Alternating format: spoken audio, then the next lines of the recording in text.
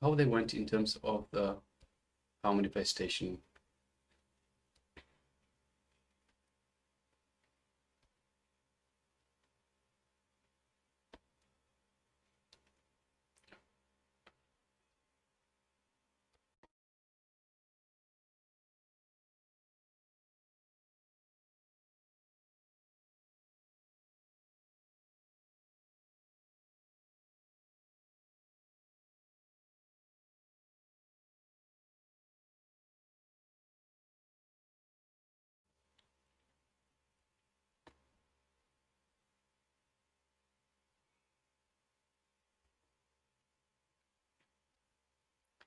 So we have Ma Shukra Indaranda that says 8.41 grams to 8.42 grams, an increase of 0.01 gram. Yes, well done, Ma. Congratulations.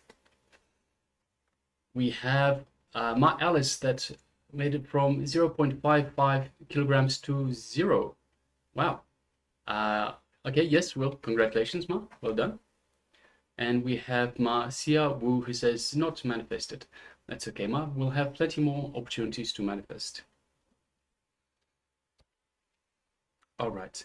So next, let us move on to the next segment. So next segment will be once again revelations from the Supreme Pontiff of Hinduism. So in the previous sessions, we've identified limiting patterns that are limiting us from creating wealth. We've identified how to go past these limiting patterns. We've identified the right attitude towards creating wealth. We've even transcended, so the last jnana segment itself was how to transcend our desires, how to go beyond our desires. Now we're going to move into intensity, so how to create wealth through intensity. So applying intensity to everything that we do. Intensity is the key to manifesting anything, to making anything happen. So requesting all participants to please come to the space of listening. Sit comfortably with your head, neck, and spine in a straight line, and let us hear from the Supreme Pontiff of Hinduism, from Swamiji himself, as he tells us about intensity, and intensity is the key to make it happen.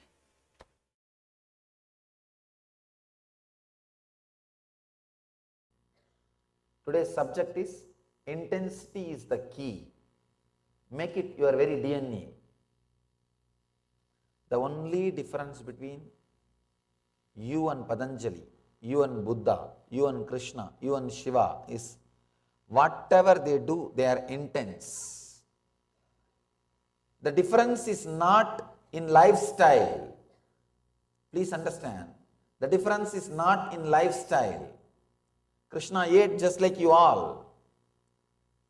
Krishna was singing just like you all. He was dancing just like you all. Bhagavatam may not record, but surely you would have done 1, 2, 3. Just like you all.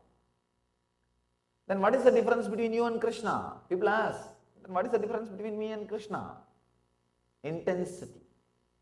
He was total. He was intense. Whatever he was doing, he is complete. Whatever he is doing. So Patanjali is trying to teach intensity. I can say just this one sutra is enough. Decide from today, whatever you do, you will be intense. It means whatever you do, you will be inside your body. Many times people come and tell me, no Swamiji, I don't have time for meditation. What it means? And as if people who are meditating, they don't have any other work or not. It is just arrogance.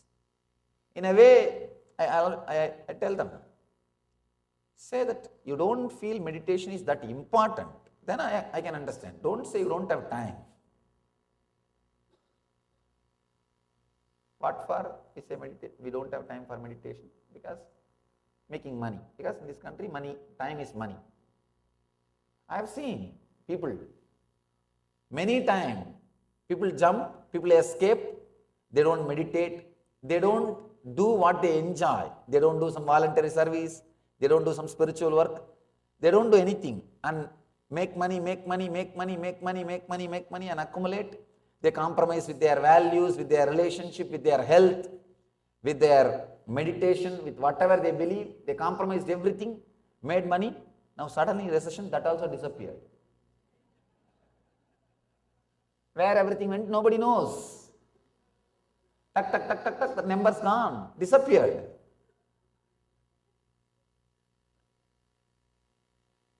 At least people enjoyed their life, meditated, did some spiritual service, and lived happily. At least they have the satisfaction that they lived their life. People who tried to convert everything into money, now suddenly that is also gone. Nobody knows where it has gone. That's another one funny thing. Fictions being sold in fractions. Fictions are being sold in fractions continuously. And people have, all of them have put their money in that field where the fictions are being sold in fractions. And suddenly, it's not there.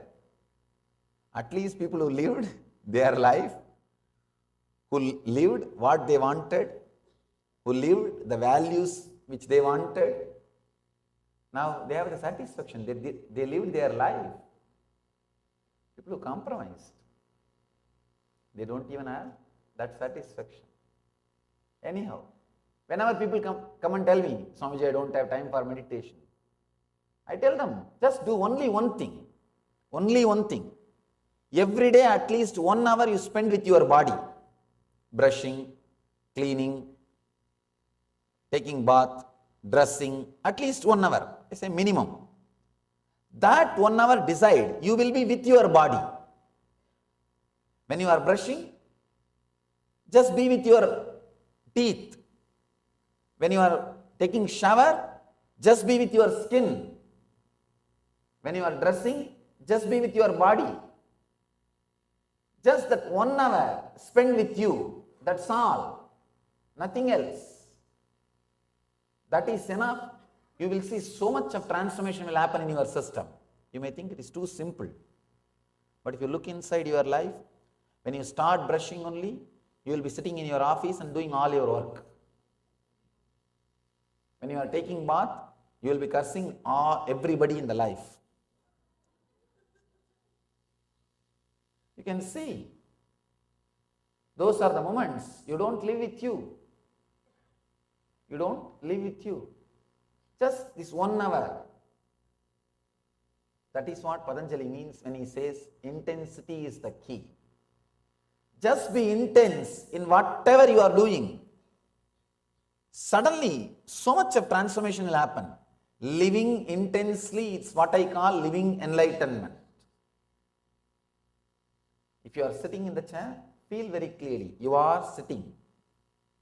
The chair is holding your weight, but you don't relax on the chair. Even now you can see, constantly you are holding yourself. Even though physically chair is holding your weight, you think you are holding yourself.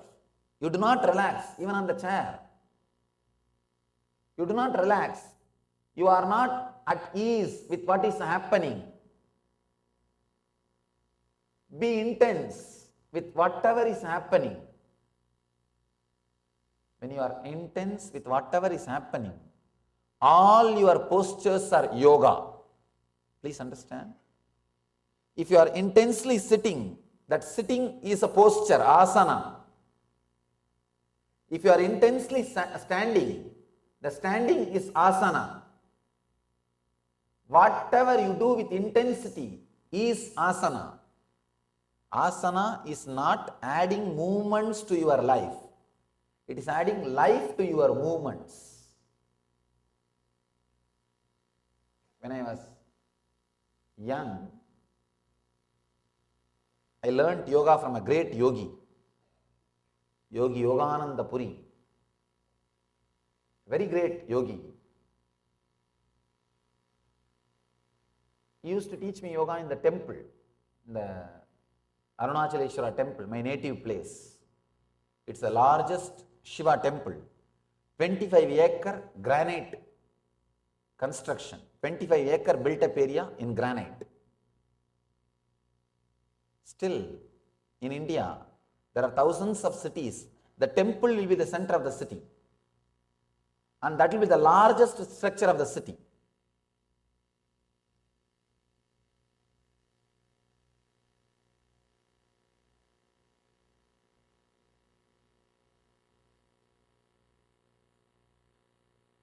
When he used to teach yoga to me, he will make me claim all the pillars.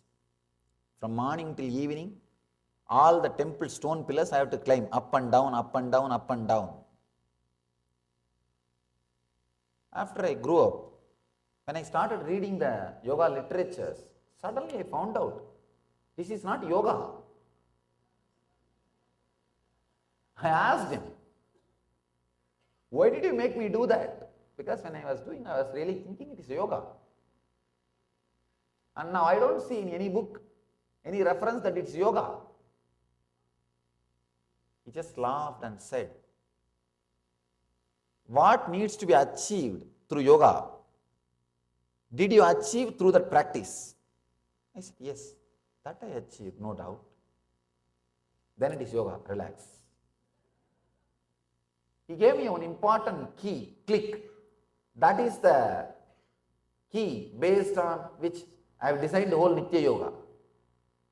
The key is, with any intention you move your body, that intention will become part of your bio-memory and it will express itself in your life. With any intention you move your body, that intention will become part of your bio-memory and that will become reality in your life.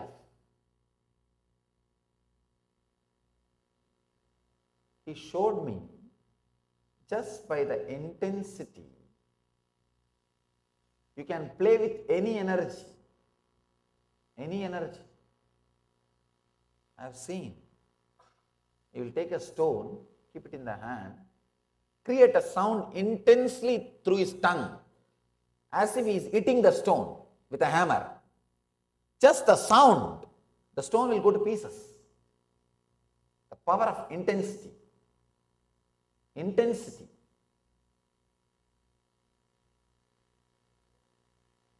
He will create a sound as if he is throwing a stone. The fruits will fall from the tree.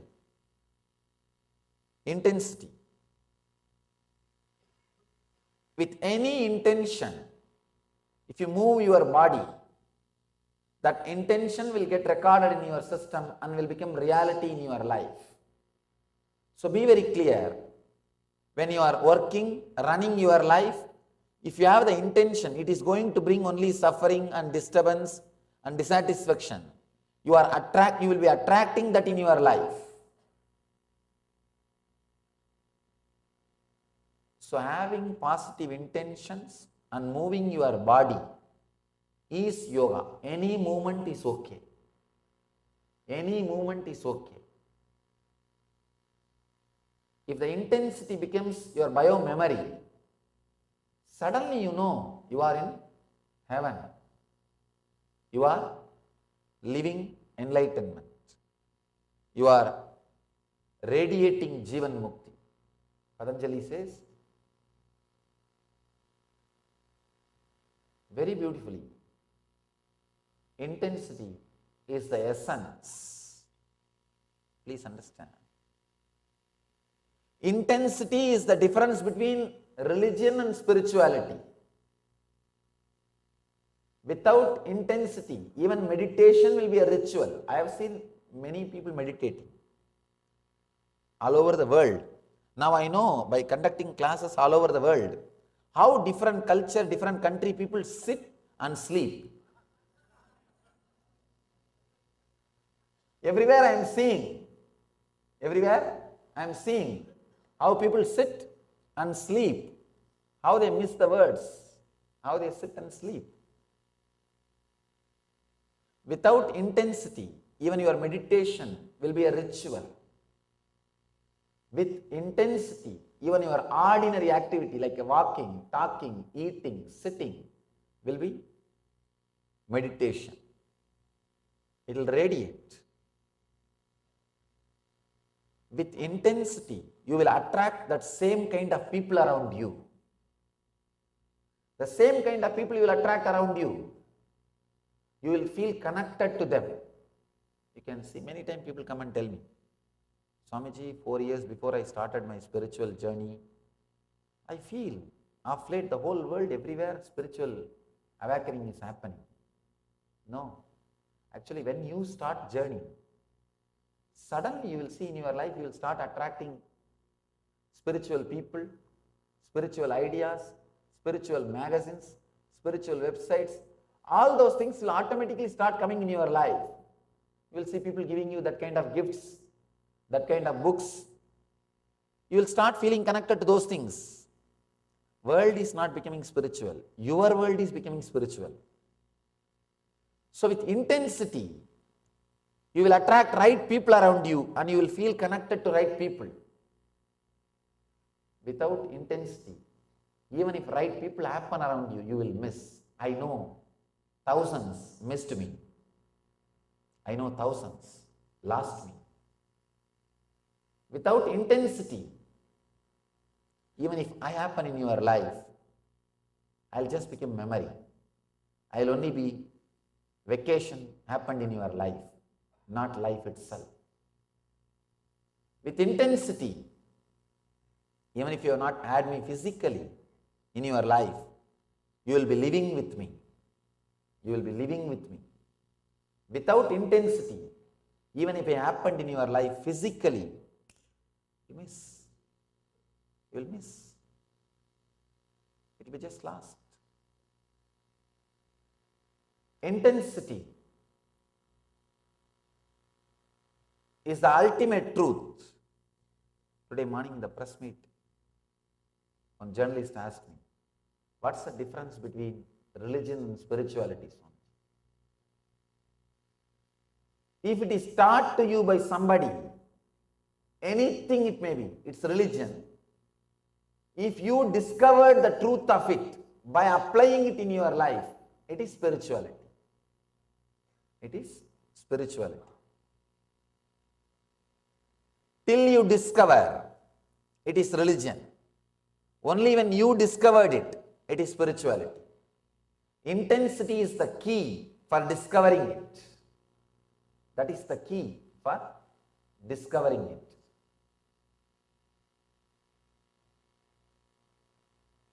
Let's enter into the sutra, Patanjali's sutra. The 20th sutra, the sutra which I was commenting in the last discourse. I want to continue. And then today's sutra, I'll expound. Shraddha Virya Smriti Samadhi Prajna Purvaka Itaresham.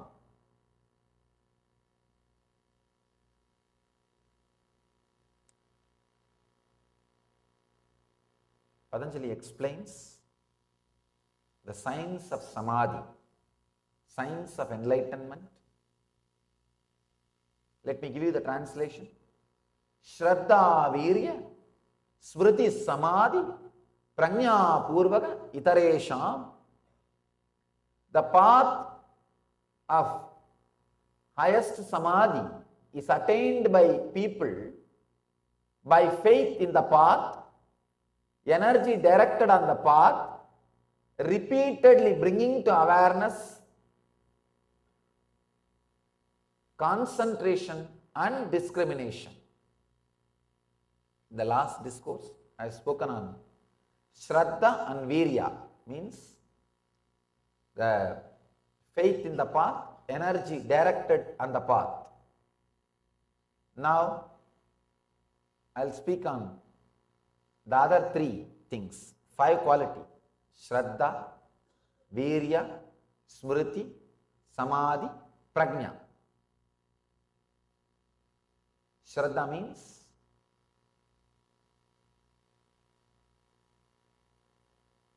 faith, feeling connected to the spiritual ideas. Second, Virya means intensity, energy directed on the path.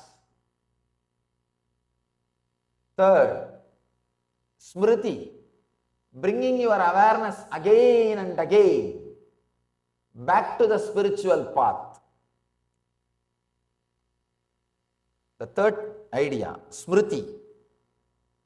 This is what I wanted you to understand first. Please understand.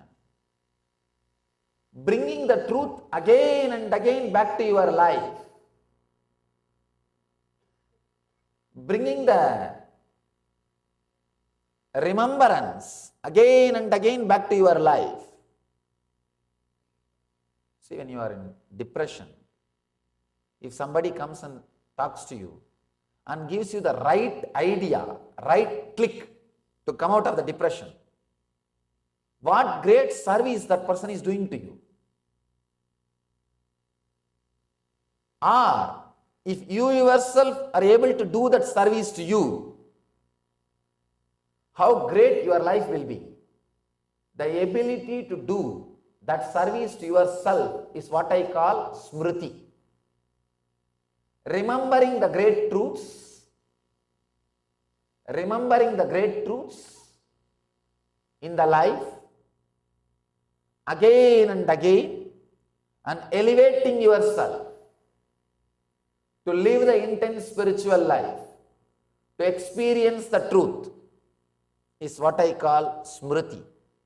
See, in our life, at some time, all of us experience some strong truths as a click, as an experience. Suddenly, some truths will click with you. Either when you are fighting with your spouse, or fighting with your boss, or sitting depressed, or some time in your life when you lose money, or when you are some parts of your life, these great truths will click. You will have those great truths as experience. The big problem is you don't remember the same truths with that same clarity. If the same problem comes back again, that is where the problem starts. If you can bring those same truths back to your being, when those same problems come again, you will be living enlightenment. I always tell people, every day spend at least half an hour with some spiritual literature. People ask me, why? What is it going to do something? I have read all these books already. No, relax. You might have read. That does not mean you remember. Read, reread, reread, reread. Assimilate these ideas again and again. You will see. Whenever you go through a low mood, you remember these great ideas, you will start living them. Smriti means remembering your true self again and again. I can say, remembering to unclutch again and again is what Patanjali calls Smriti. Whatever may be the complication, remember to unclutch. Remember to unclutch. Remember to unclutch. Maybe after 2-3 days, you will forget. You will be caught and you will be suffering. Suddenly remember, no, let me unclutch. Whenever you remember, come back. Come back to the center. Come back to the peace. Unclutch. You will see. The constant remembrance is so powerful, so strong. That is the ultimate technique. All the rituals, spiritual literature, temples, everything is created. Everything is created just for this one idea, Smriti, remembrance. All over the world, so much of wealth is put, invested in spiritual books, in spiritual infrastructures, so many spiritual things. Just one reason. You need to be reminded. You need to remember. That's all. You need to remember the truth. That's all. Nothing else. I am building temples all over the world. Just today morning, one journalist asked me, Swamiji, all over the world you are building temples, organizations, ashrams, monasteries. Why? I told one word. Just to remind people about these great truths. That's all. Nothing else. Soon, in few days, in San Jose, you may have a temple. It's just for reminding you the truth. Reminding you the truth. Smriti. When temples don't remind you the spiritual truths, they are not useful. When books don't remind the spiritual truths to you, they are not useful. When your life don't remind the spiritual truths to you, it is not worth living. Remembering the spiritual truths again and again and again is the essence. Please understand, Patanjali says, just by remembering, you can fall into samadhi. He is not giving this as a morality or inspiration. No. He says this is a science of samadhi. Ramakrishna says, the moment I see some villager from Chaitanya's village, I fall into samadhi. Just remembering that person, his village is Chaitanya's place, and the village remains Chaitanya, and Chaitanya remains Krishna, Krishna remains the enlightened consciousness, and he is already in samadhi. The right remembrance can straight away transport you to samadhi. The wrong remembrance can immediately put you in depression. This word all of you can understand, because it's your experience. A wrong word can put you in samadhi immediately. The right remembrance. Wrong words can put you into depression immediately. The right remembrance can put you into samadhi immediately. For right remembrance only, smriti only, the satsangs, temples, rituals, everything is created. See, rituals are nothing but everyday reminding your godliness. Before doing any ritual, the first mantra is called Manasa Puja, remembering your soul as God and worshipping that. Only then you worship that same consciousness in the deity. It means what? The puja is nothing but remembering the great truths. Smriti. If you have remembrance, you don't need anything from the outer world. If all these outer world things do not remind you, then they have no use. Then they have no use. Smriti, the mala, bracelet, everything is just for remembrance. Smriti, nothing else. It's not for any other reason. It's just reminding you. Whenever you see them, you remember these great truths. This mala, bracelet and all is to help you not to forget the truth. But sometimes people forget that itself. Reminding the truth, smriti. The next truth, Patanjali says, prajna.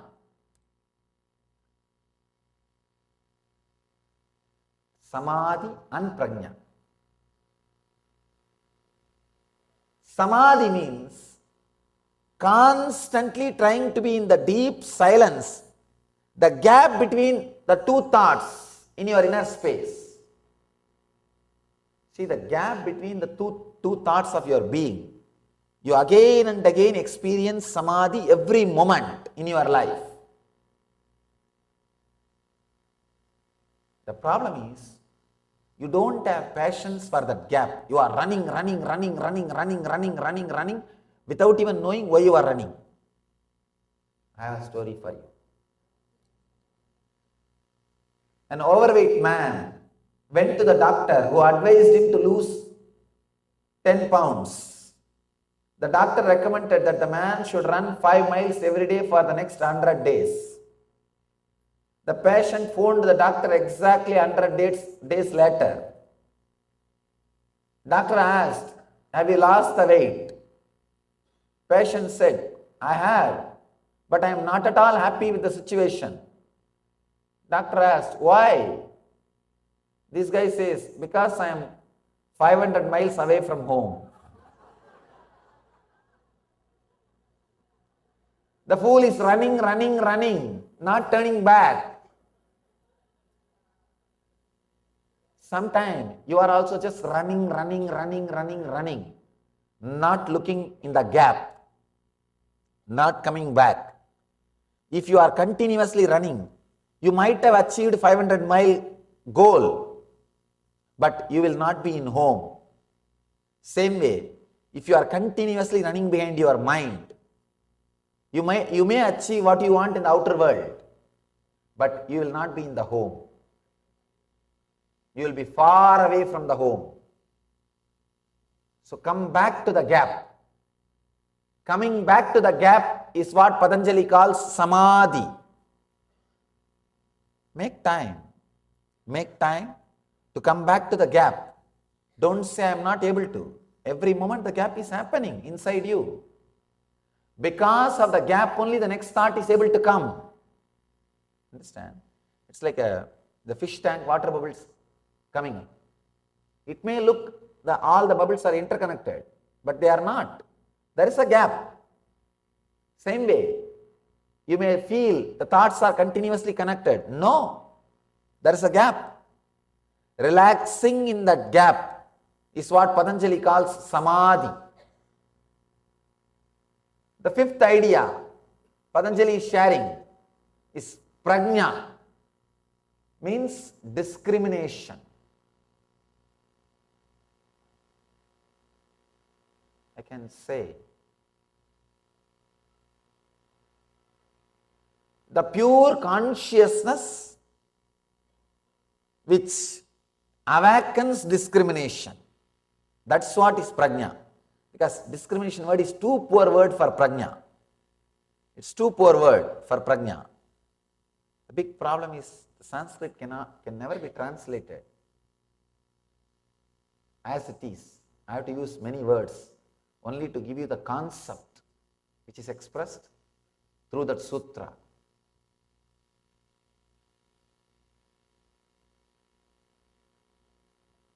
Discrimination, please understand, consciousness which awakens the discrimination. When you are aware, when you are conscious, you can never make a mistake.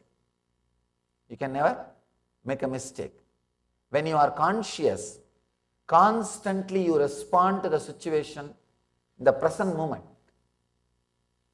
See, if you are not conscious, you act based on your engrams, not based on the truth, your own intimate experience. If the prajna is there, you act based upon your own intimate personal experience. If the prajna is missing, you act based on the samskaras, hearsay, what they will say, what he will say, what the other will say. From the samskaras, the person who is operating from prajna will have a deep discrimination. He will have very deep discrimination. I have a story for you. Two gas company servicemen, one old, one young, were calling on houses in a neighborhood, checking the meters. At the final house on their round, a lady watched through the window as they checked the meter. Their truck was parked at the end of the street. Suddenly these two guys thought of having a small game. They decided between them to prove their fitness. Who will reach the truck first? The older man challenged the youngster to a race. As they ran to the truck, they were surprised to find the woman from the last house huffing and puffing right behind them. What is wrong? They asked that lady. She gasped and said, when I saw two gasmen running as hard as you can, I figured I would better run too. Sometime you are also running behind gasmen, not knowing why they are running. When the prajna is not there,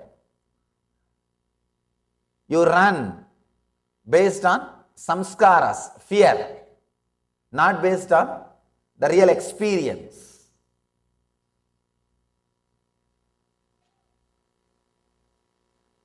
With prajna, with consciousness, you will be very clear what I mean by the word consciousness. Please understand. Just when I started the discourse, what I said, just being inside your skin. Just be inside your skin. Deal the persons, situations, places, everything directly. Everything straight. Be inside your skin and deal the things directly. Then you will be very clear. You will be very clear what you can, what you can't, what is your life, what is your goal, everything. You will be very clear. You will be very clear what you can and what you can't, what you want and what you don't want. There won't be any confusion. There won't be any confusion. You will be just straight. I have a story for you. A woman went with her husband for his routine medical checkup. But afterwards, the doctor took her to one side and said, I am afraid I have some bad news. Unless you adhere to strict routine, your husband will die. Every morning, you must give him good, healthy breakfast. You must cook him a nutritional meal at night. Furthermore, you must not burden him with household chores. And you must keep the house spotless and germ-free. I know it places a great deal of work on your shoulders, but it really is the only way to keep him alive.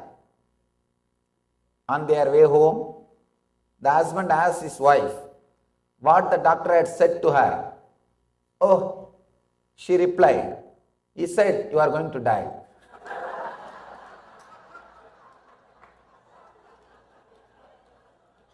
You will be very clear what you can and what you can't, what you want and what you don't. With consciousness, there is no confusion. There is no confusion whether you can do or can't do. The dilemma between can and can't will not be there. The dilemma between want or don't will not be there. The power of consciousness, prajna, will remove ajna. Please, ajna means ignorance. Prajna means beyond ignorance. As long as you have ignorance, be very clear, you do not have prajna. Somebody goes to Buddha and asks, Buddha, I have a huge problem in my country. He's a king. Almost all the kings who were alive in Buddha's period in India were either sannyasis of Buddha or disciples of Buddha. Because he showed in his life, kingdom is nothing. Kingdom is nothing. He showed in his life, the kingdom is nothing. And the great truths of spirituality is the strength. Almost all the kings were his disciples. Either they have taken sannyas and left the kingdom. If they are sitting in the kingdom, they are ruling as Buddha's representative. That's all. Goes and asks, there is so much of confusion in my kingdom. Please give me some advice. How can I sort it out? Buddha says, sit and bring your awareness to your breathing. He says, if I am sitting like this, they will not only take away the kingdom, they will kill me and everything will disappear. Buddha says, just listen to what I am saying. And beautifully, the king expresses, he says, when I listened, I sat with myself consciously. Suddenly I could see the root of the problems. When you see the root of the problems, you have solution.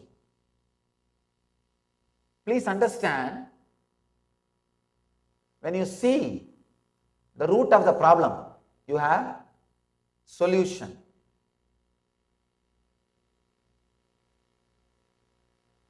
The big problem is, sometimes we don't look into the problem and try to find out solution. We don't have patience to look into the problem, but try to find out the solution. That is where the whole problem starts. If you can just look in, you will see not only you have a solution, suddenly problem dissolves. Problem dissolves. The problem itself do not have its root. The root in which it is rooted, the very root disappears.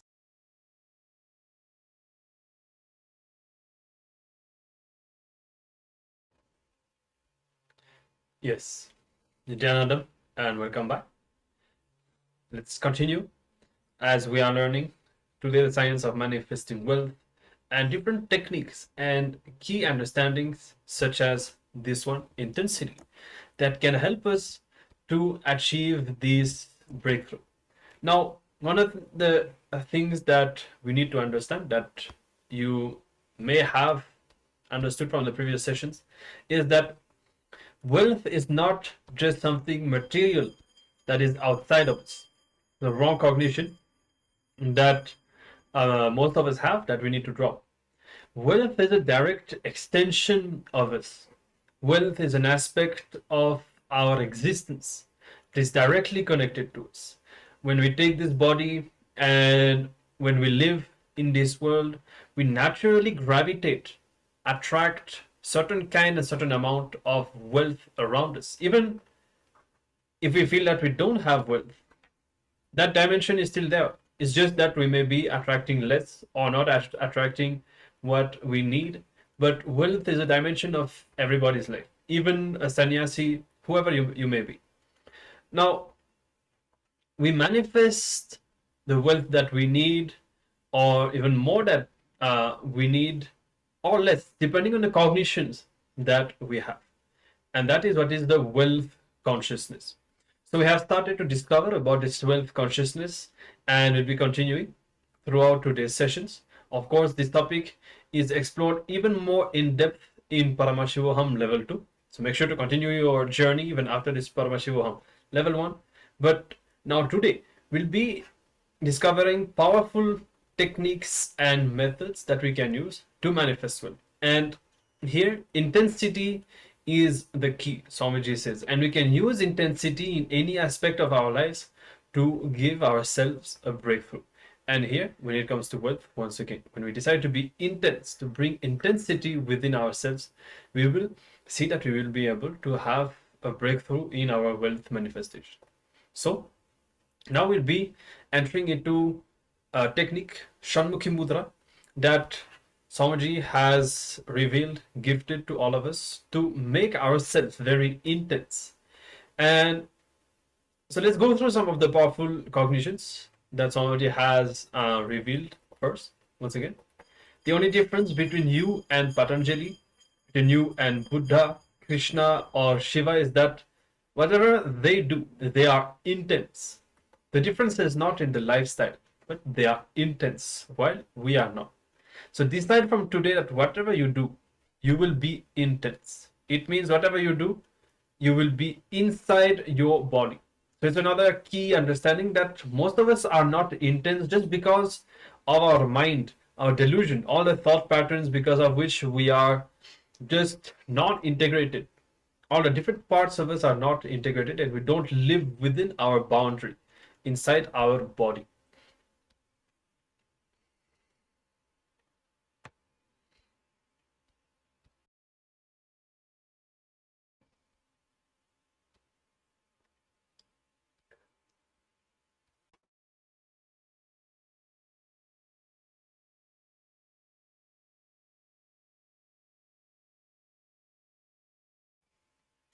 All right. So as Swamiji says, the only difference between us and all the divine beings, all the incarnations, is that they are intense. They are completely centered, established in their own body, and we can use that as a technique to achieve that same complete intensity that they have. And this is what the Shanmukhi Mudra will help us achieve. So Shanmukhi Mudra, many of you already know it, locking all the senses present in your face with your fingers. Okay, this is what we will be doing for the next few minutes, with this understanding, with this right context, that when you perform Shanmukhi Mudra, you bring deep intensity to yourself, to your inner space. So if you wear any spectacles, kindly remove them and be seated in a comfortable position. If you feel that you may have shoulder pains from holding your hands up for too long, you can arrange for chairs on your side or anything to rest your elbows. And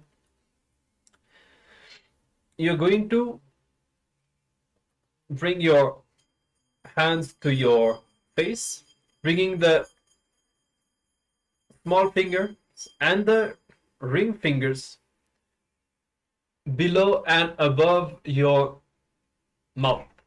Okay, and then the middle fingers, you're going to bring them on your nose, closing your nostrils, and with the index fingers you will be closing your eyes. You don't need to press too much, just keep them on top of your eyelids. And with the thumbs you would be closing your ears. So this is how it looks. Okay, so you'll be holding this posture. Of course, you will not be holding your breath continuously. You're only going to close your nose partially.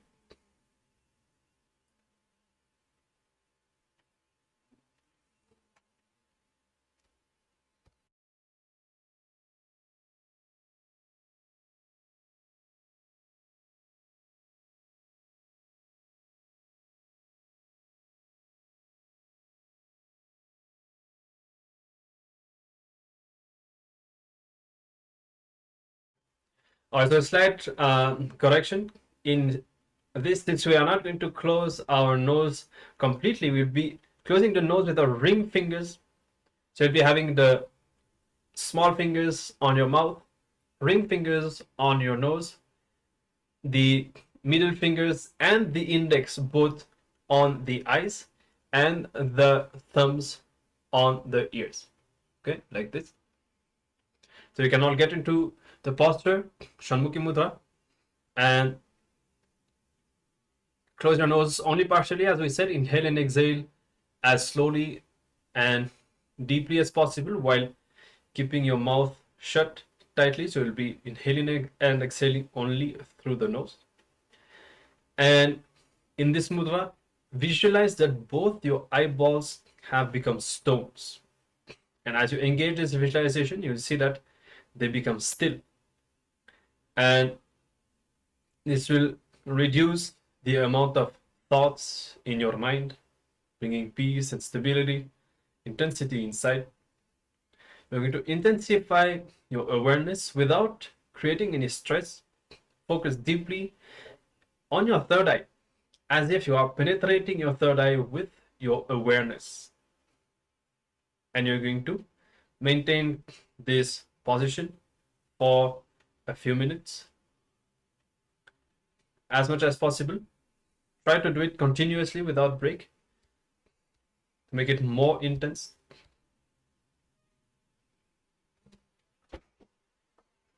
And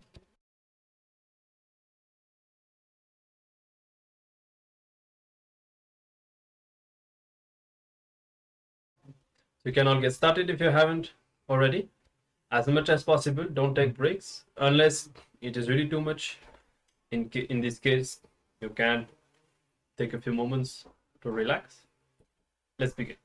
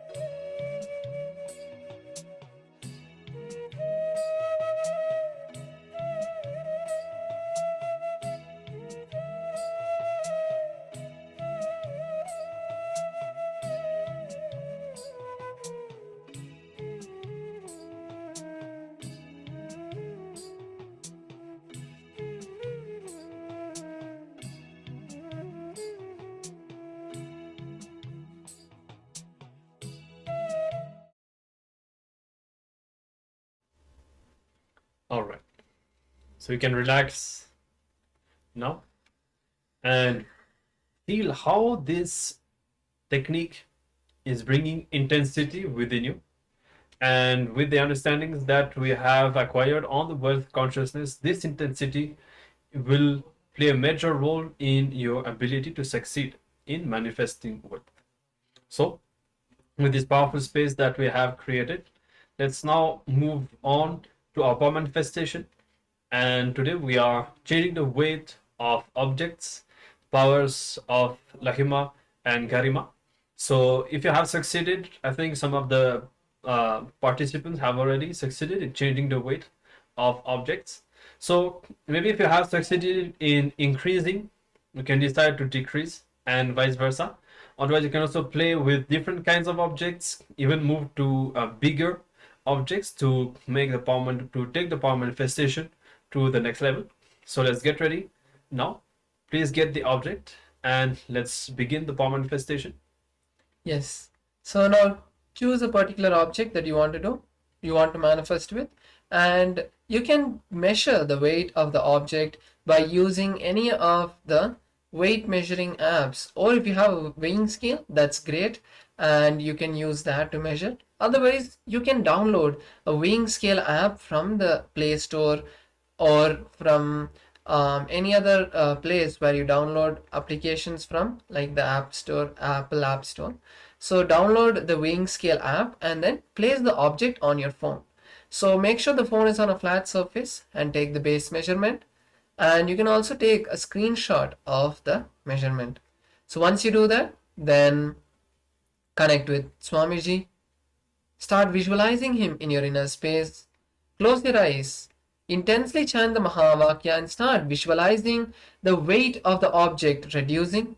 Request Paramashiva to flow through you and reduce the weight of the object you are manifesting on. You will see at the end of the manifestation the experience happening. So let's now begin. All of you can start. Paramashivoham Nityananda Paramashivoham Nityananda Paramashivoham Nityananda Paramashivoham Nityananda Paramashivoham Nityananda Paramashivoham Nityananda Paramashivoham Nityananda Paramashivoham Nityananda Paramashivoham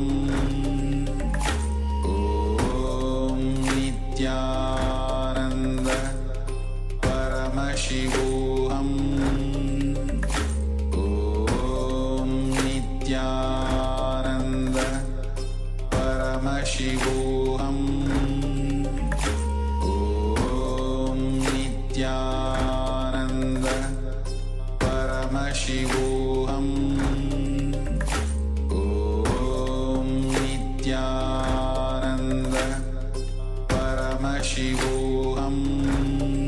Nityananda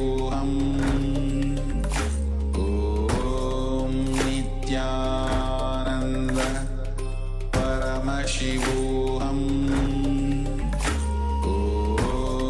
Nityananda Paramashivoham Nityananda Paramashivoham Nityananda Paramashivoham Nityananda Paramashivoham Nityananda Paramashivoham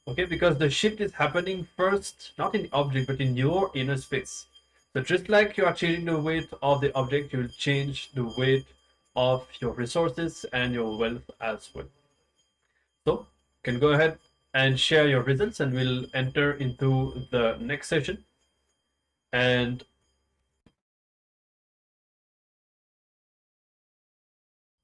now Swamiji will be revealing how true renunciation is the right relationship with wealth, and how it's not about giving up wealth, it's not about renouncing having wealth, but it's about not possessing, it's about renouncing the attachment, and but having a space of ownership, responsibility, and being detached, even though we are assuming the responsibility involved and manifesting more and more. So let's listen it. Let's receive these powerful cognitions from Swamiji, and then, as usual, we'll take a few minutes to apply and see how we can start living all of these powerful cognitions in our own wealth.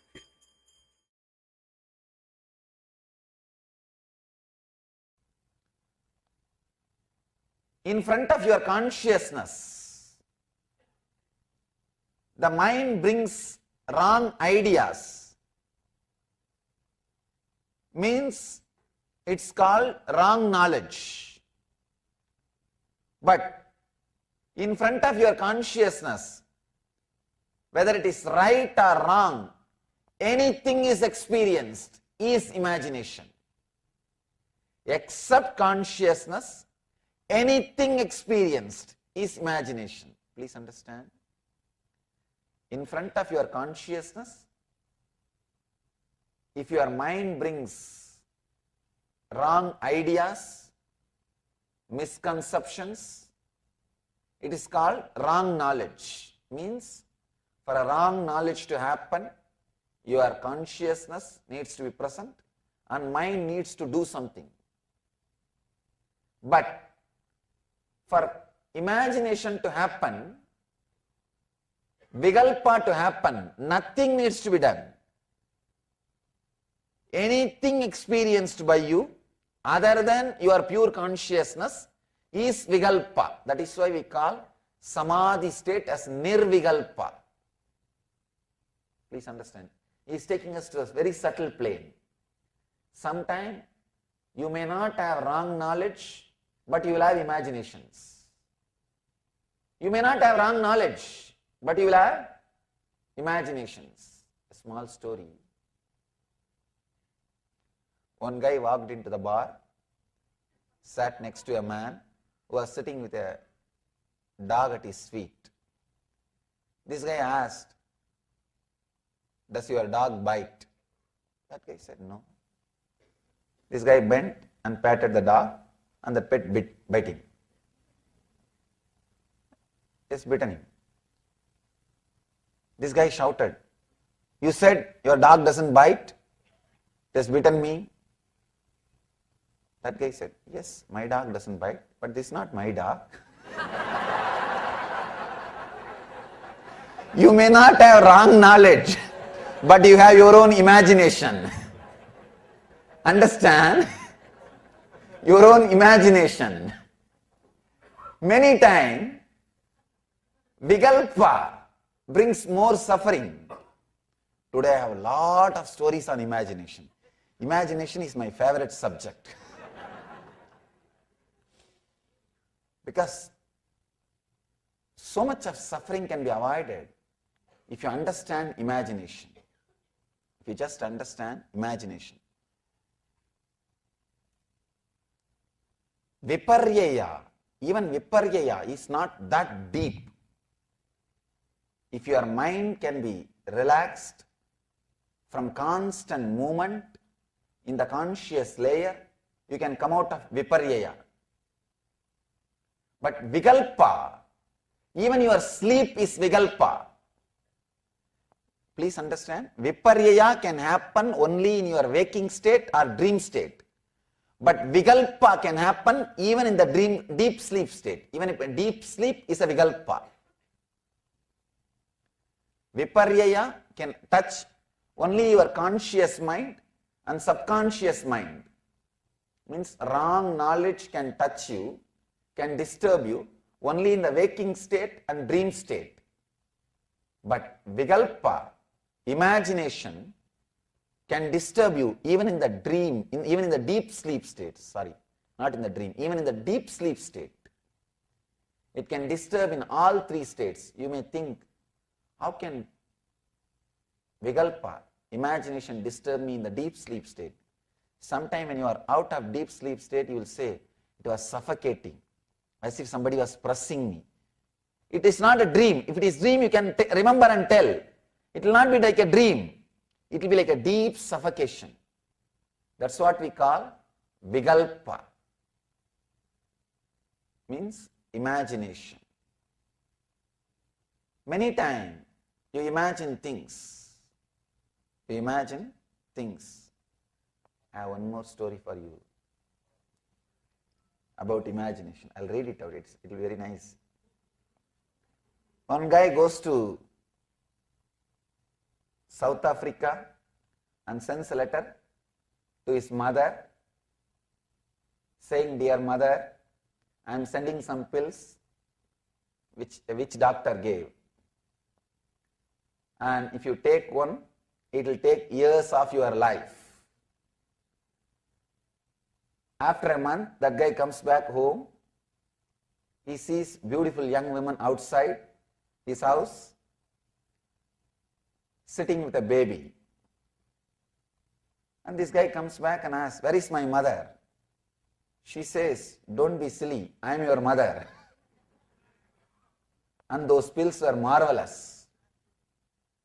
This guy says, "Oh God, I can't imagine. Only one pill. You are able to have a baby." She says, "Are you crazy? That is not a baby, that's your father, he took two."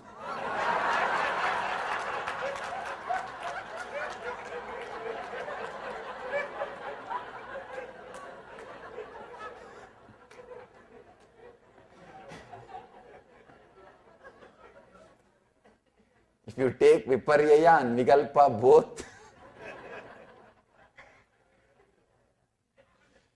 imagination. Many times we imagine too many things.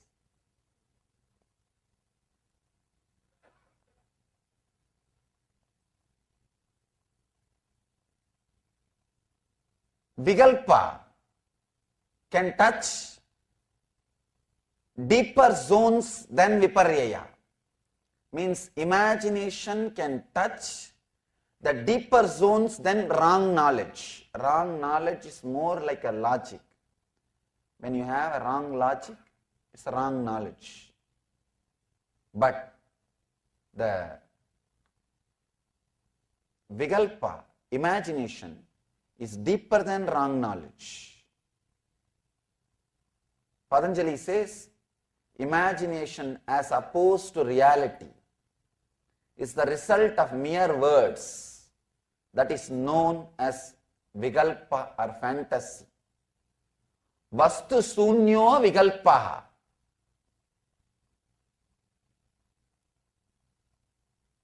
Every word of Patanjali brings me so much of joy. I can say every word, so much of clarity, so much of depth.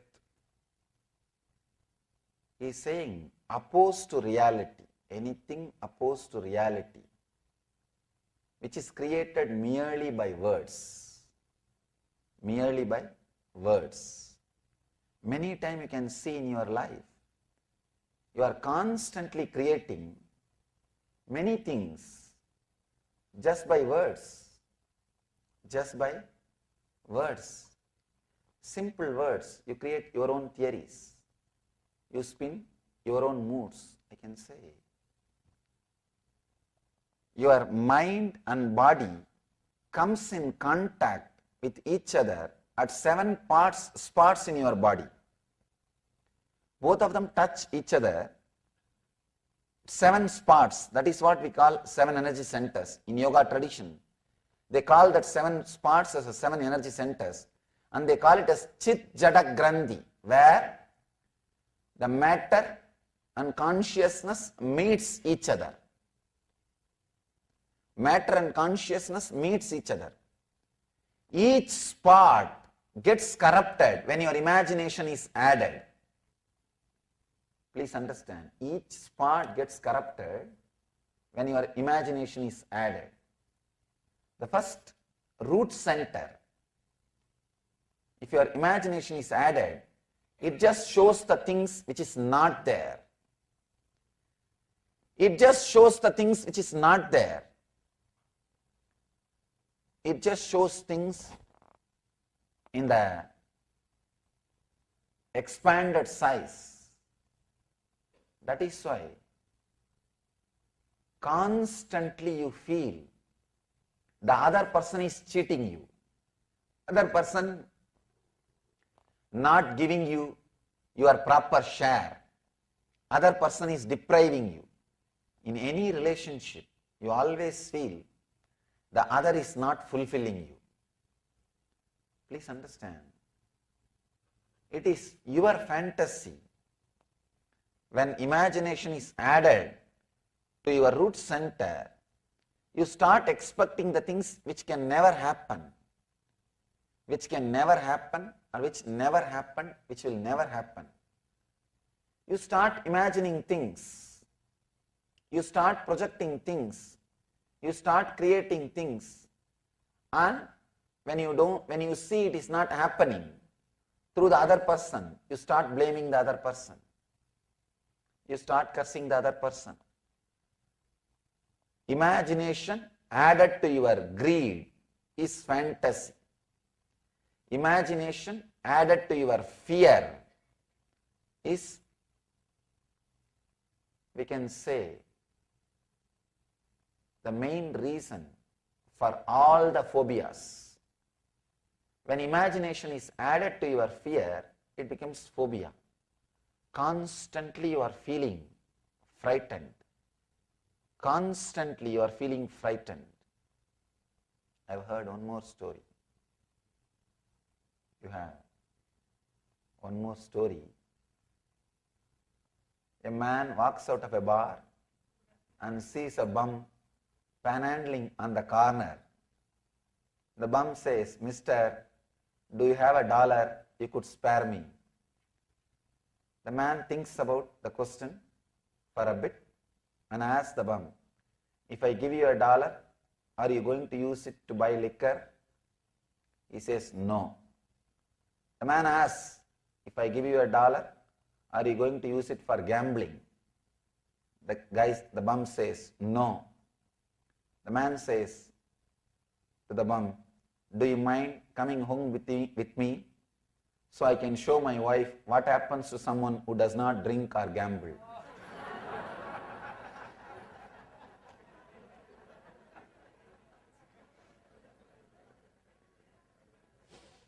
He has his own fear with the wife. Now he wants the proof. Please understand, if the fantasy is added to your greed, he has expectation from her. If the fantasy is added to fear, he is completely frightened by her. But she is the same person. The other person is same. If your imagination is added to your greed, you see her as much beyond what she is through fantasy.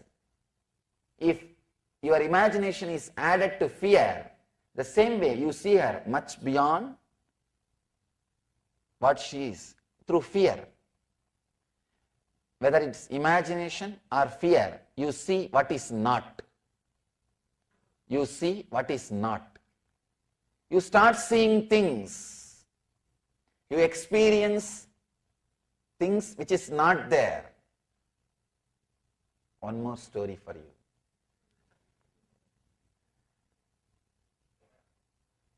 Every day this guy comes back home after fully drunk. Wife wanted to frighten this guy. So she decides to give him a shock. Every day this guy walks through a cemetery, late night, she decides to go and sit there with all the makeup and frightening. She covers herself with a black shawl and she creates smoke. The whole scene is ready. When he comes, fully drunk, she just jumps in front of him and creates a big sound. He very coolly turns and says, don't you know me? I am married to your sister.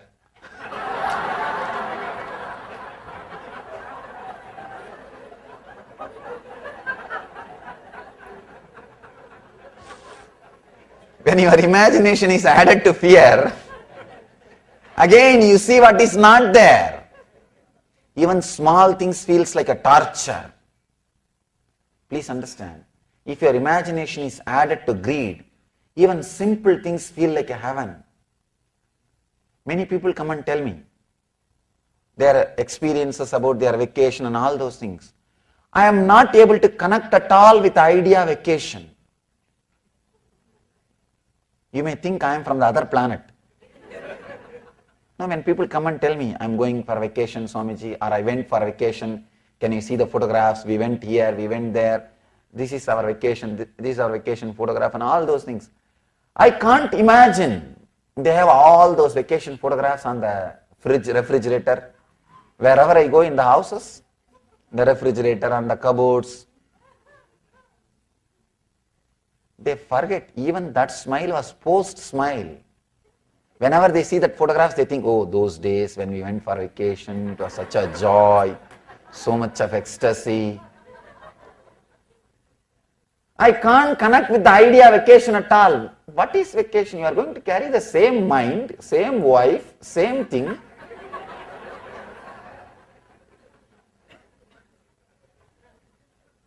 If you are sitting and worrying in the house, it is called homework. If you are sitting and worrying in the office, it is called business. If you are sitting and worrying in somewhere where you don't know, that's called vacation. I can't connect with that idea of vacation at all. Many times people try to tell me, why don't you take vacation, Swamiji? I tell them, what will I do? Even if I go there, I'll gather few people and start talking about something. Then let me sit here itself, at least people will be more comfortable in the hall. Instead of sitting somewhere where people will not have comforts, where I will not have microphone.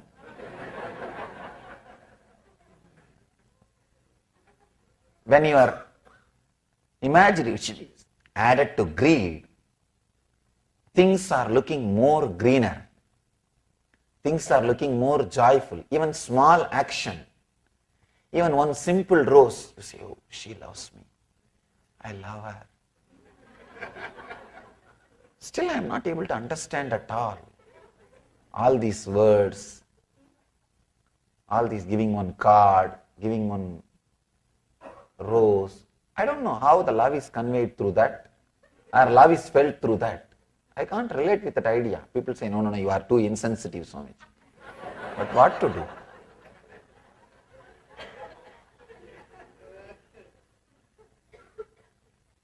When imagination is added to your greed, everything looks sweet. Everything looks fantastic. You feel the other person is angel. But when one shift happens in the energy center, that same imagination raises 2 inches above to Swadhisthana, to the fear. The other person looks like a devil.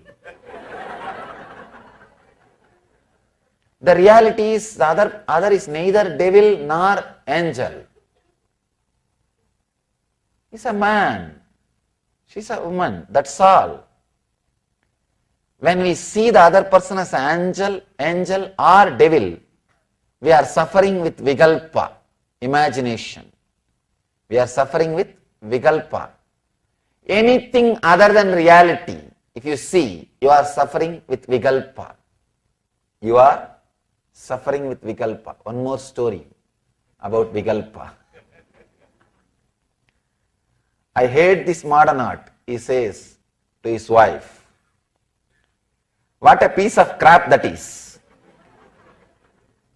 Wife says, no, that is a Picasso.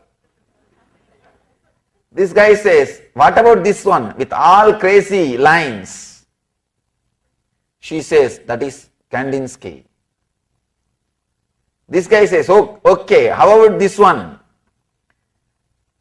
Where this guy's got a pencil neck, his nose is upside down, his eyes are on the same side of his head. She says, that is a mirror.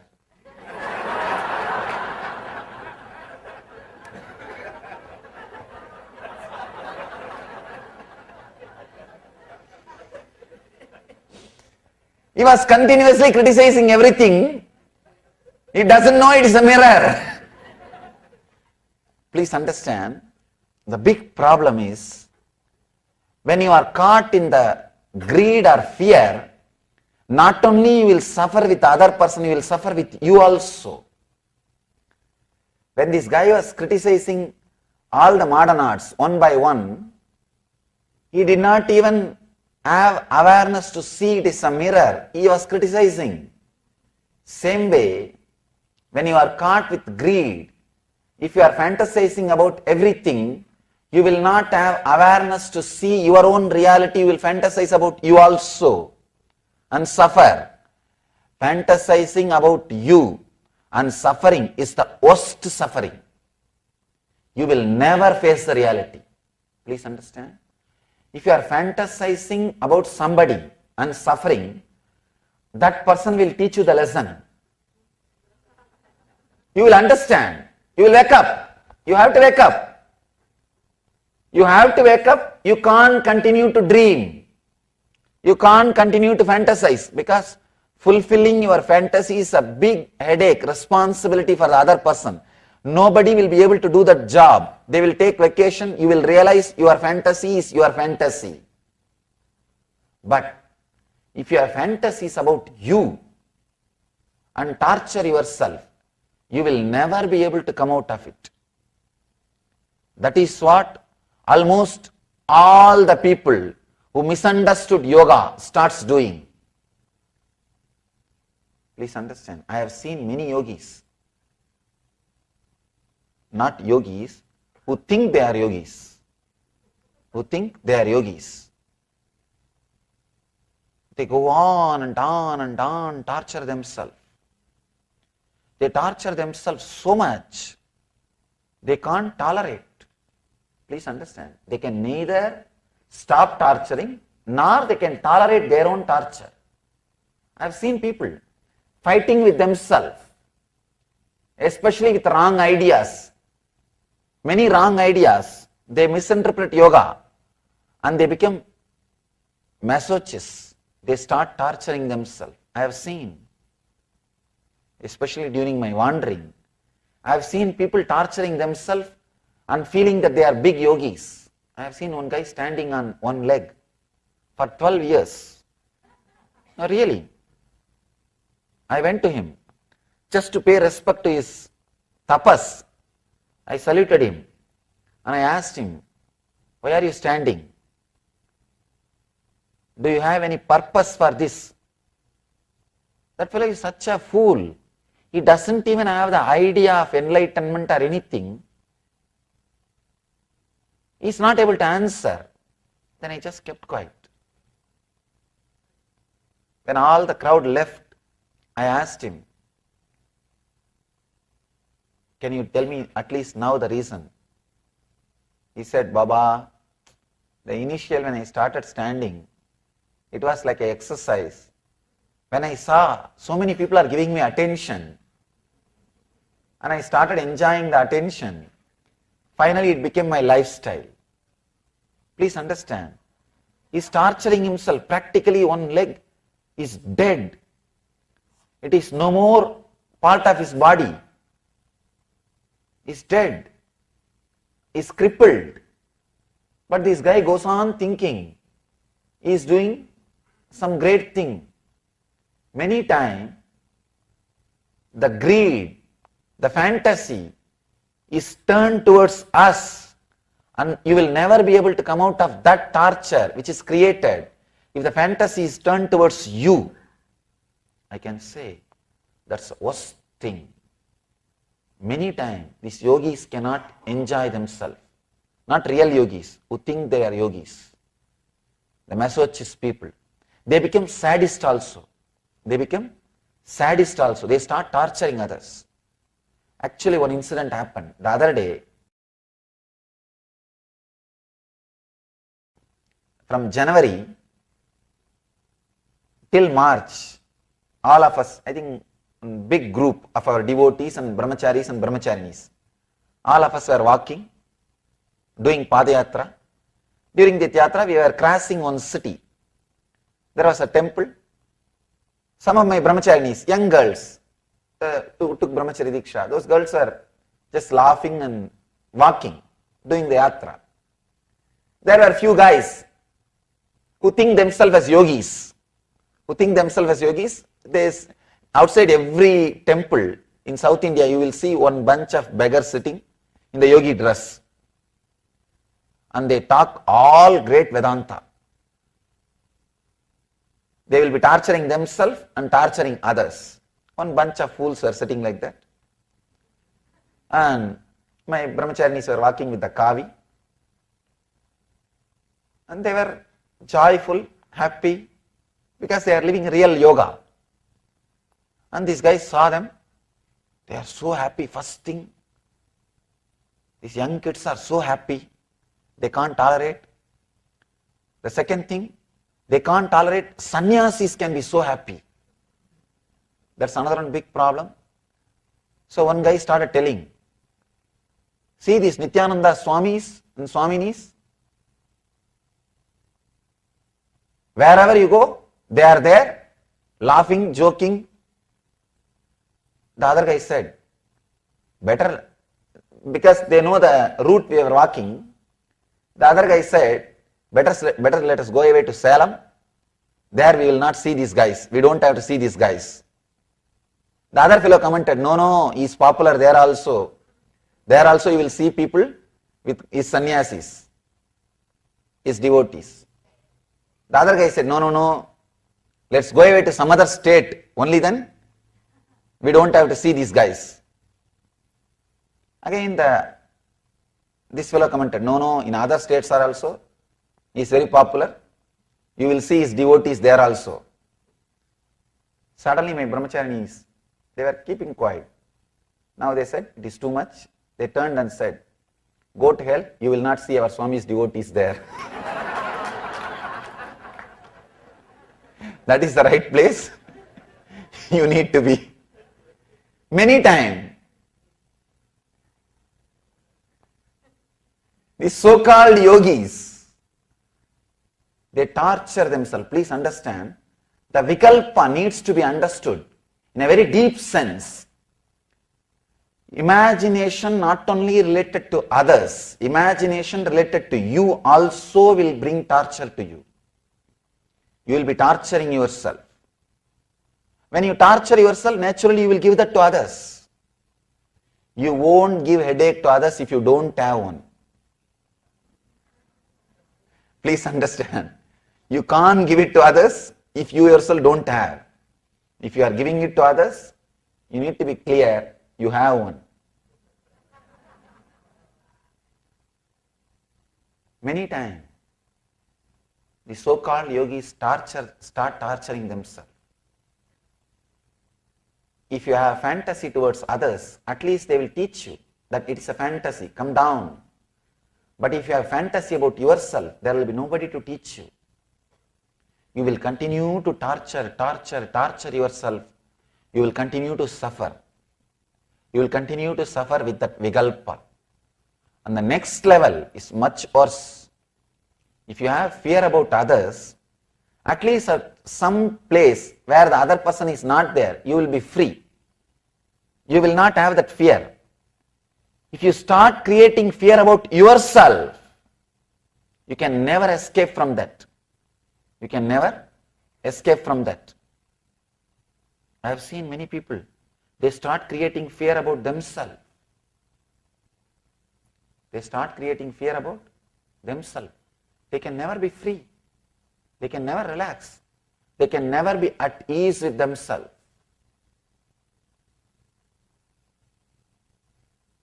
It's I can say, the worst hell. If they start creating fear about themselves, they can't live in joy, live in bliss. This story, beautiful story. One Zen master was walking near a river. One young lady was standing. She asked him, "Please, can you help me to cross the river?" The master was with his disciple, young disciple. Master said, "No problem." He just carried her and left her the other side, came back. His young disciple can't tolerate. An enlightened person, a monk, how can you lift her? How can you touch a young lady first? How can you lift her and help her to cross the river? He is not able to tolerate, but somehow he kept quiet. When they reached the monastery, he asked, "How can you touch her and lift, help her to cross the river? Is it not wrong?" The master looks at him and says, "I left her long before. Why are you still carrying her? I left her there itself. Why are you still carrying her?" He has his own fears about himself. Please understand. He has deep fears about himself. That is why he can't relate with the reality. He can't relate with the other person. He can't relate with the other person. In Ramakrishna's life, there is a beautiful incident. He lived with Sarada Devi till the end. They lived such a wonderful life.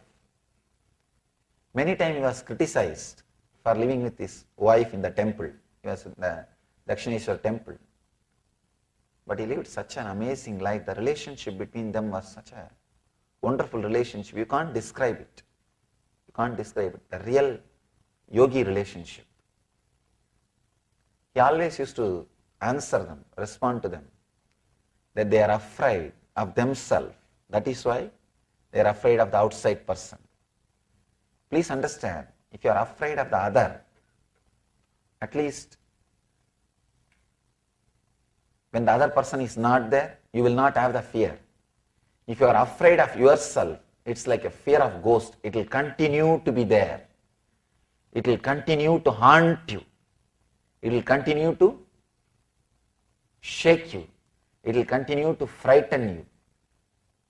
It's the worst thing somebody can have. I've seen many times. The so-called yogis criticize me. What is this? You are sitting in such a big throne and so many disciples are serving you. I tell them, I don't have fear, I will get attached to it. You have fear. That is why you are afraid of it. I have seen many people. They are afraid of handling wealth. Please understand, renouncing because of fear is not renunciation. Many times, people don't want responsibilities, not because that they don't want the freedom which responsibility gives, just because they don't know how to handle the responsibility, the fear of responsibility. The fear of life, they start acting, I renounced everything. I have seen in Himalayas, the so-called yogis, they leave their house, everything, and come and settle down in a small temple. They will settle down in Himalayas. They will sit outside the temple for their food, taking bhiksha, for begging. They will become attached to that spot. Nobody else can sit in their spot. They will fight for that spot. They left their property. They left their house. They left everything and came here. Now they will be fighting for the 2 feet by 2 feet place. Means what? They did not renounce because they don't want. They renounced because of the fear of responsibility. Many times you start renouncing because of fear of responsibility. No. When you are sitting in this, one side you may have the fear. Two kinds of fear. One, you need to maintain this. Second, you may get attached to this and start suffering. If you are renouncing because of these two fears, no. that is no way going to help. I have seen many people renouncing for various reasons, but it is not renunciation. It is doing the same thing through the other way.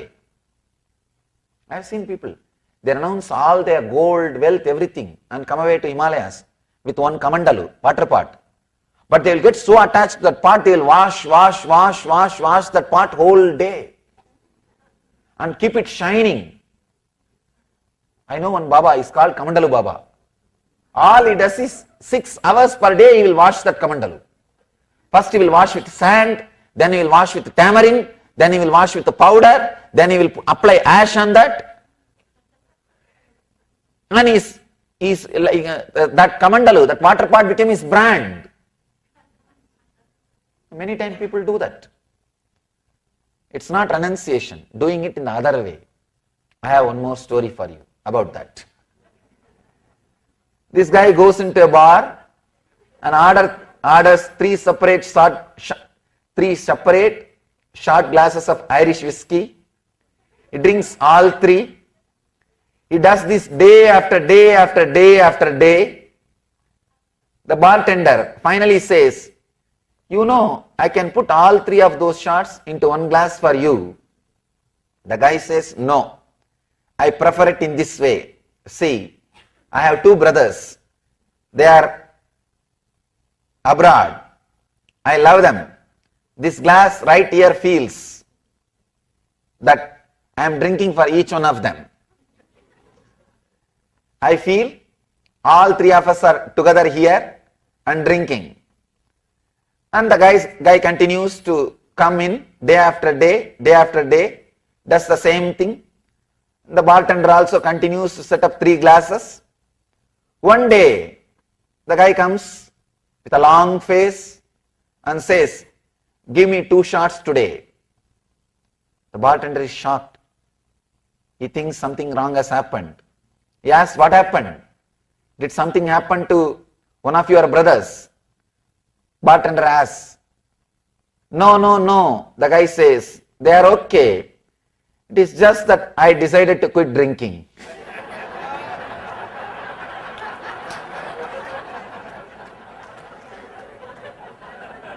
Understand? All our renunciation is more or less like this. You decide to quit drinking, but you go on drinking. We renounce maybe the fear of maintaining or fear of attachment. If you renounce because of fear of maintaining or fear of attachment, please be very clear, you will be surely enjoying in some other way. That's what Krishna calls beautifully mithyacharaha, hypocrite, who is renouncing physically but enjoying in some other form. I can say one of the worst curse happened to India is this mithyachara. This mithyachara.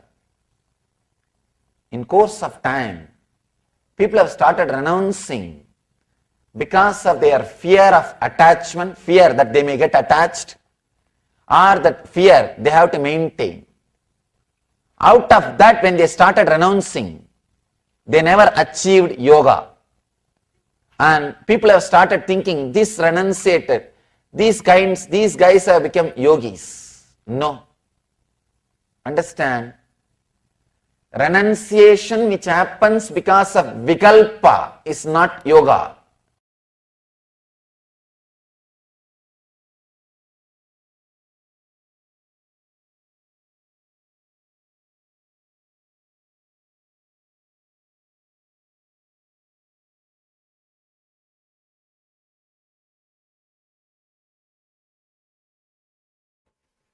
Yes. So wealth and renunciation. Swamiji beautifully explains what renunciation is and what it is not. And especially what we really need to renounce is the greed, the desire for certain, something specific that desire inside us, that greed, that fantasy with which we feel that, if I get this much money, for example, I will be able to have so much joy in my life.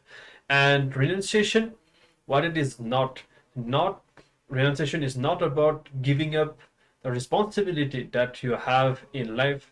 And Swamiji explained many times with different examples how people sometimes escape from responsibility in the name of renunciation and totally living completely unproductive lives, even as so-called yogis and all that. So now we need to see, for all of us, either we want to manifest wealth, or either we are grihasthas or sannyasis, whatever, the relationship with money. What is the right relationship with money? And first, Swamiji says you should understand, whenever you are fantasizing, whenever you are visualizing inside and thinking like, oh, if I get this much money, for example, I will be in bliss, you need to remember that the fantasy itself will lead to suffering always.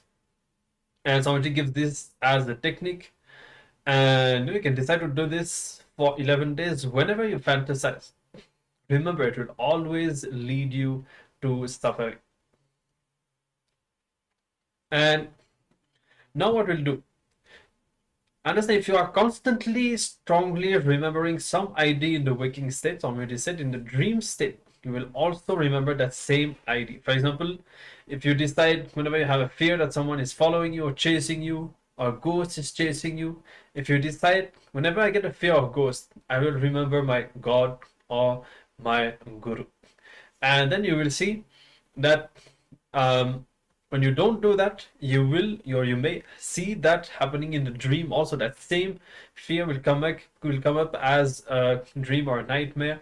But if you decide that you will drop that fear, decide to remember your God or your Guru, then you will be able to break that fear.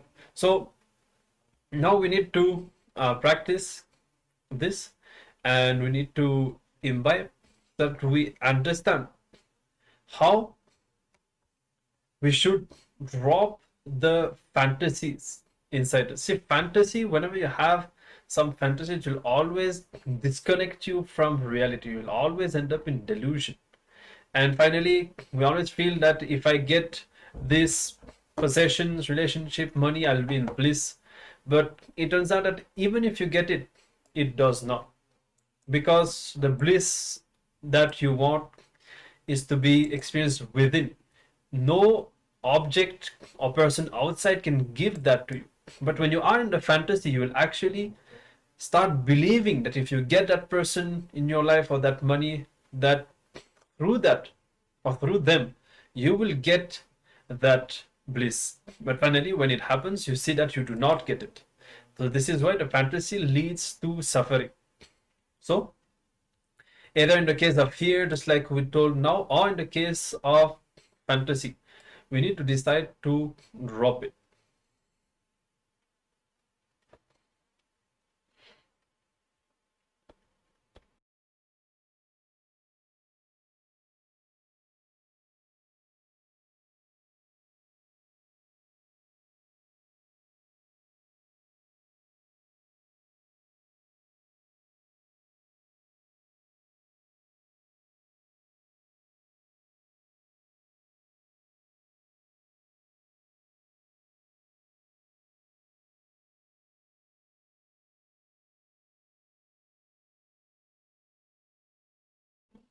All right, so you can take the pen and paper now and pen down whatever you have the situations in your life where you are fantasizing.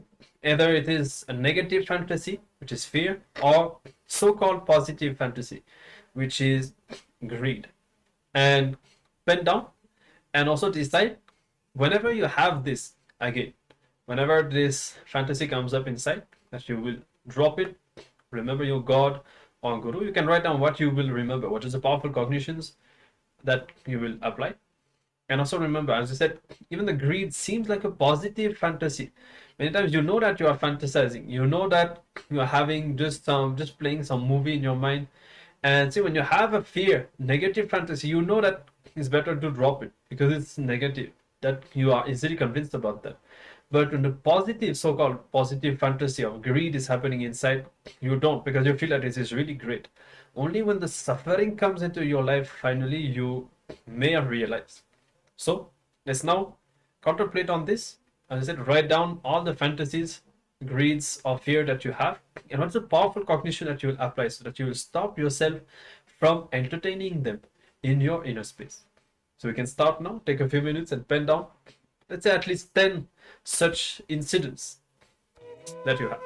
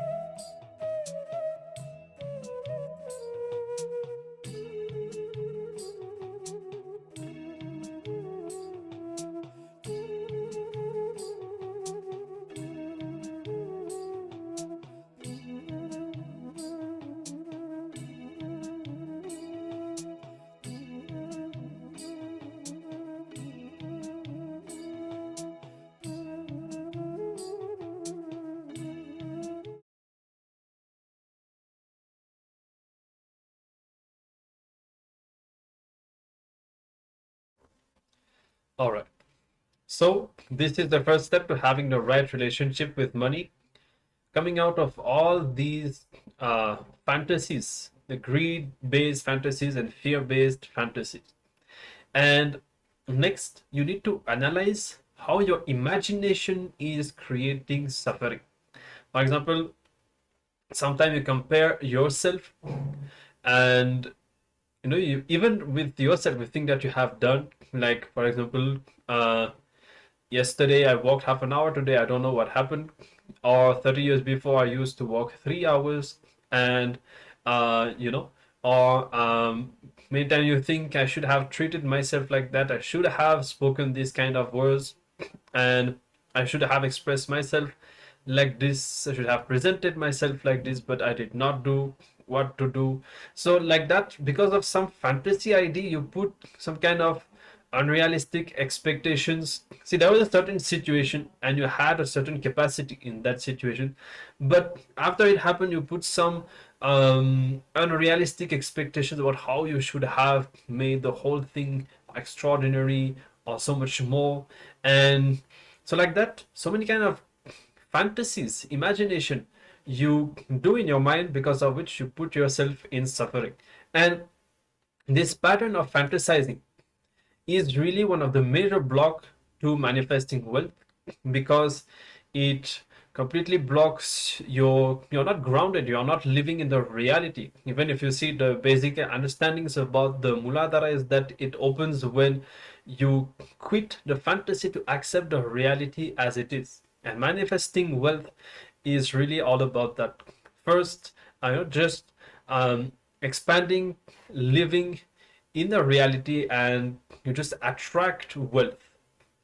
So you can spend a few more minutes, little more time to analyze how you are having this pattern of fantasizing and this imagination with which you put yourself in suffering.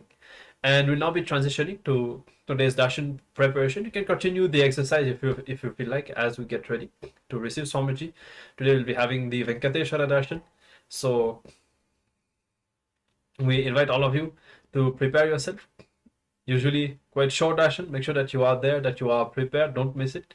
And of course, invite all your friends and families to receive the darshan. Have all the boons and blessings, requests ready, especially now if you have looked in and you may have identified what is the specific pattern due to which you are not able to manifest wealth. So if you ask blessings for the right reason, for the right thing to happen inside you, you will see that you will definitely have the breakthrough when Swamiji gives the blessing. So make sure that you are prepared. And of course, as usual, after the darshan, we'll gather back to continue discovering different techniques and different dimensions of the science of wealth manifestation. On himself, he has Miss Universe, Miss Multiverse as his wife. There is, what is it that you can give him? The story very beautifully, it says, he takes away, topri means snatching, like literally grabbing. He snatches away all the karmas and he showers you back with the wealth. The very story of Venkateshwara, it says like Venkateshwara borrows loan from Kubera, and then Lakshmi Venkateshwara gets married, and then for him to pay back, he will be paying the debt for the loan, the interest alone till the end of Kali Yuga. Only by the end of Kali Yuga, he'll pay all the loan. Swamiji tells, it's a very beautiful meaning it has. He represents, embodies the principle of reserving to reserve. He reserves to reserve back to the society, to bless everyone back with that wealth, opulence. Connecting to this form of Swamiji today will shower every one of you with tremendous abundance, auspiciousness, wealth, and so much of prosperity. Now, why is this Niluvu Pupudi in Bhagavad Gita?